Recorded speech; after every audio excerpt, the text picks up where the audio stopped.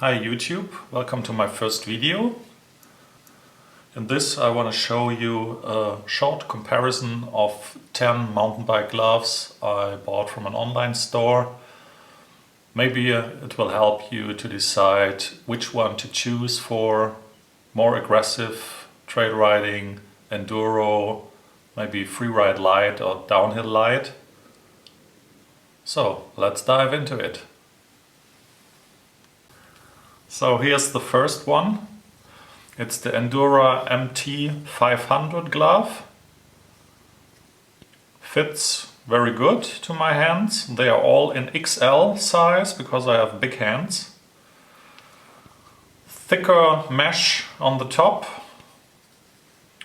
Rubber parts stick to it. Also rubberized parts here on the fingers. Thicker rubber parts. The joints of the fingers while bending, very comfy. On the other side, on the inside, you have those two layers stitched together.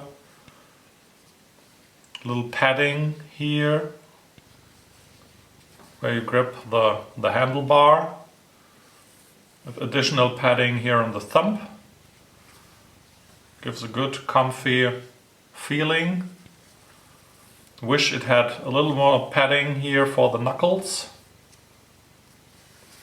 So let's see what the next one has to offer. Next in the row is the Fox Pawtector. Also fits very good. Some additional padding here on the knuckles, a little bit more than the Endura. Also has those rubberized protectors on the fingers, the joints. Also here, little protectors. On the inside we have some more stitching, but also some holes for better breathing. The complete fingers are in a rubberized silicone style, so no matter where you grab your brakes or your handlebar, it should be a good grip. No extra padding, but at least a second layer of material here for the thumb. Wrist protection is a little bit there.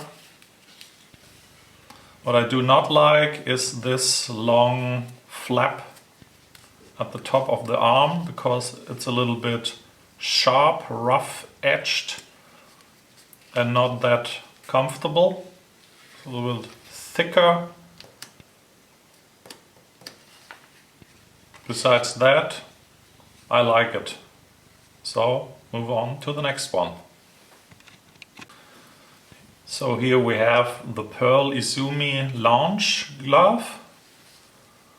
It has some thicker and better protection here for the knuckles. Some thicker protection for the rest. Here's the normal breathable mesh. We have some little rubber here on the fingers. We have no joints for easier bending.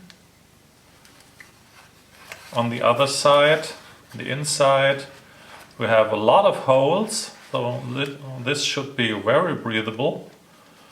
We have only this stitching that comes into contact with the handlebar. A little bit of additional layer here where you grab the handlebar. Some silicone on the fingers for better braking control. Very comfortable, comfy. Strap is very good. There's no additional protection for the wrist. All the same material, but not bad. Let's see what the next has to offer. This one is the Roeckl Menyon, one of my favorites out of this 10. It has good and thicker padding than the Enduro, the Fox or the Pearl Izumi. It has less protectors on the fingers, no joints for easier bending. It has an additional thicker padding here on the thumb and on the inside where you grab the handlebar. The inside of the hand is without any stitching, so nothing can get in the way. There are all these areas of silicone rubber which should give excellent grip. Here on the wrist we have a very thick material that protects it very well. I like that. The strap is very good, although it's only glued and not stitched together. So this one is a very good candidate for position 1. Let's go to the next one. Here we have the cheapest one out of this 10. It's the RoyalRacing Victory glove. It should, from the pictures on the online page, should have much protection, but in real life it doesn't. You see here this very thin mesh, breathable mesh, like you find on every cross-country glove. You have this additional rubberized protector padding, which is okay, but it's not where the knuckles are. You have here protection, a little bit thicker padding, and those rubber protectors on the fingers, which are, when you bend it, especially this one is a little off. The others are okay. The inside of the hand is very good. Less stitching, only this one, and a lot of holes for better breathing. Here's a second layer where you grab the handlebar, which is okay. You have no protection for the wrist, and the glove is very short. The strap, you see, I can barely close it because it's much too short. It will pop off while riding. So this is not my first choice out of this 10. Let's go to the next one. So here we have a model that is a little bit longer on the market. This particular one is a little older. It's the IXS DHX 1.1. Meanwhile we have the 5.1, so it should be 3 or 4 years old. It has some thicker padding here on the top, and those rubberized applications we saw on other models. Don't know how long this will stick, because they're all very small separate pieces. We have those rubberized fingers all over, what is very good. On the inside we have nearly no stitching except this additional layer from the thumb. And we have this thicker padding where the palm is, with all that stitching. I think this could be very good for this special nerve. The strap is okay, it's also a little short, no protection for the wrist, but comfortable glove.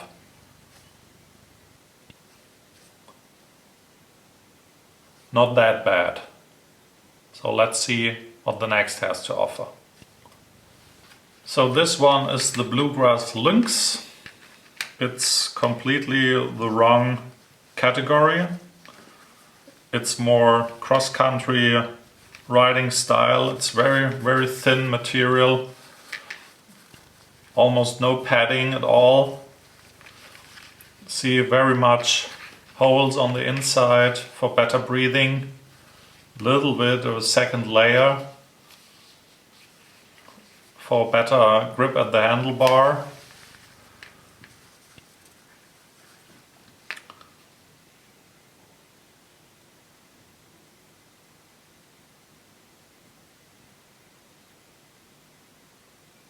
I would take this out of the group because it's not that suitable for enduro or downhill light riding. And the second, I ordered it in size L. I'm not getting into it. It's just too small. There's no weight. So if you want to order this one for, let's say, cross-country riding, you have to order it at least one size bigger. So, here comes the next. This is the second Fox glove, the Fox Unabomber. It has much more padding for the knuckles. It's thicker but breathable with all these holes inside. We have no protection here on these two fingers, but we have those joints for comfortable bending. On the inside we also have nearly no stitching except this one, where we have those additional rubber protectors for the palm. It's the same material like those thicker parts here on the Fox logo. The strap sits very good, very snug fit. It's also stitched. We have those wrist protectors that are also in the same material than those on the palm and on the logo. No additional padding or second layer on the thumb. Therefore we have this soft material to wipe off sweat while you're riding. Although this is more for cross-country style and not for enduro downhill, I think. So this is for now my number one. And let's move on to the next one. So this next one is the Scott Superstitous LF. It's a very nice glove with a lot of protectors, a lot of padding here with this rubberized material on the knuckles. Also a little thicker material on the fingers, also no joints for better bending. The material is more to motorcycle glove. It's not that comfortable, it's all thicker and not that smooth. On the inside we have that additional layer with that silicone for better grip. We have this small one for not braking control. It's for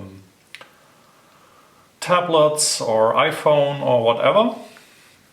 Here in the middle we have a very thick padding, not gel, it's just a normal material with this rubber, and it sits in the middle of the palm. I don't know if this position is the right one. Normally it sits more to the thumb or more to the outside of the palm. What very nice is here on the inside we also have this padding, so if you're rubbing in case of a crash over the ground, it will protect your outer palm. That's very nice. We have this material at the wrist, what could be a little longer, but it's okay so far. Yeah, that is also a very nice glove. I would take this into the top 3. And let's see what the last has to offer. So this is the last one I can show you. It's the Roeckl Minaya. Also a very nice glove. I would take this in the top 5. It's a little bit hard to see, but here on the knuckles there are protectors inside. We have very thick material, no protectors at the fingers. There's silicone prints all over just for design. We have those additional padding on the inside where you grab the handlebar. The inside itself is nearly without stitching, but also no holes for breathing. We have this silicone prints all over for better grip and braking control. We have those additional paddings, which again I don't know if they are in the right position. I would shift them more this way, so you have it on the right and on the left, and not this way on the outer side and nearly in the middle. What's also good is this material here to protect the wrist. It's thick and strong, I think. The strap is okay, but again for Roeckl it's only glued and not stitched. Also on this particular model is the length of the small finger is a little short. If you slide in completely and bend your fingers, then you have the feeling that you come out on the other side. It's not that comfortable, but other than that it's a very nice glove, like I said, on the top 5. But let's see what are my top 3 out of these. So here are my top 3. The Fox Unabomber, the Roeckl Menyon and the Scott Superstitous. They all have good padding on the knuckles. They all have on the inside nearly no stitching, except for the Scott, which had this additional padding and this second layer with this silicone prints for better grip. They all offer good wrist protection within here, the Unabomber, here the Roeckl with this material, and also the Scott. What I like very much on the Scott is this protector here on the outside. But I would rate these the following. This Unabomber is my number 1, Roeckl is my number 2, and the Scott is number 3. So you can decide for yourself. Bye bye and see you in the next video.